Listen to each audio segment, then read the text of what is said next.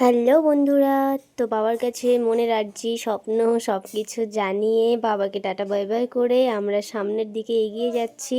মানে এত দিন ধরে, প্রায় এই 3-4 দিন ধরে যেটার উদ্দেশ্যে আর কি ছুটছিলাম, দূর থেকে দেখতে পাচ্ছিলাম পাহাড়ের চূড়াতে এক টুকরো বরফের আশায় এখনও অবধি ছুটে যাচ্ছি। জানি না এই মে মাসের লাস্ট সিজনে এসেও বরফ পাবো কি না, শুধুমাত্র এই পাবো না, পেলেও একদম হালকা পেতে পারি, গলে গেছে, এই সব চিন্তা ভাবনা আর এক্সাইটমেন্ট নিয়ে দেখো ছুটে চলেছি।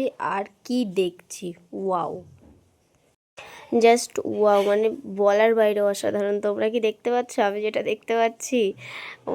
কি বলবো। আর সত্যি কথা বলতে আমাদের গাড়ি চেঞ্জ করতে হয়েছে নাথুলা যাওয়ার জন্যেই। নাথুলার আগেই ওল্ড বাবা মন্দিরের পরে এইখানেই হচ্ছে গাড়ি চেঞ্জ করতে হবে। আমাদের পার্সোনাল যে গাড়িটা ছিল, আমরা দুজন ছিলাম, সেই গাড়িটা আর আসবে না। এখান থেকে আমাদের 12 সিটের যে গাড়িটা আছে 12 জনের জন্য, সেই গাড়িতে করে আমরা এসেছি। পুরো একদম বললে চলে বেঁধে নিয়ে আসার মতন, ছাগল গরুর মতন এরকম একটা ব্যাপার। ঠিকঠাক বসা যাচ্ছে না, কিছু করা যাচ্ছে না, কিন্তু এত কষ্টের পরেও এসেছি শুধুমাত্র এই যে তোমরা এতক্ষণ দেখতে পেলে গাড়ির মধ্যে থেকে বসে চারিদিকে বরফ আর বরফ। উফ, এটা দেখে এতটা শান্তি লাগছে আর আনন্দ হচ্ছে, কি বলবো, যে কখন যাব আর নিচে হাতে বরফগুলোকে ছোবো। এই আশাটা, সত্যি কথা বলতে আমার ফার্স্ট টাইম। এই দেখো, আই লাভ নাথুলা। তো চলে এসেছি নাথুলাতে। এখানেই আমাদের আজকের স্বপ্নের দিন গোনার শেষ।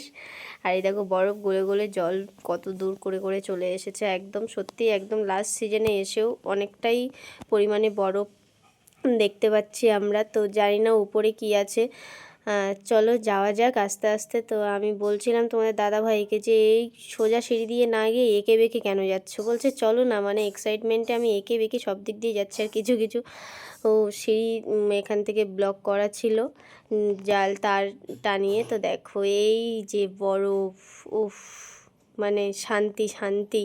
তো সত্যি কথা বলতে বরফ তো ছিলই, আর তার মাঝখানে আমার না উঠেই মাত্র ভীষণভাবে দমের কষ্ট হচ্ছিল, ভীষণভাবে।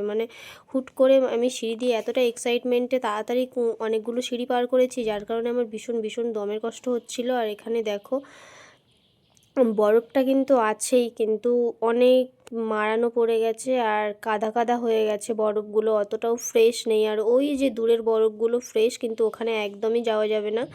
এখান থেকে আর্মিরা সম্পূর্ণ দাঁড়িয়ে আছে, তারা চিল্লাচ্ছেও যে বেশি দূরে যাওয়া যাবে না, বেশি দূরে যাওয়া যাবে না, এরকম একটা ব্যাপার। তো আমি ওইদিকে সেদিকে তাকাতে তাকাতে একটু এক মুঠো বরফ হাতে নিয়েছি, এটাই আমার পরম শান্তি লাগছে।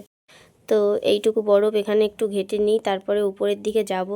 উফ, ঘাঁটতে যাচ্ছি ফার্স্ট টাইম। আমি জানি না যারা ফার্স্ট টাইম গিয়ে এরকম পেঁজা তুলোর মতো বরফে হাত দিয়েছো তাদের অনুভূতিটা কেমন ছিল, কিন্তু আমার দারুণ লাগছিল, দারুণ দারুণ। তো চলো নেক্সট পার্টে দেখা হচ্ছে।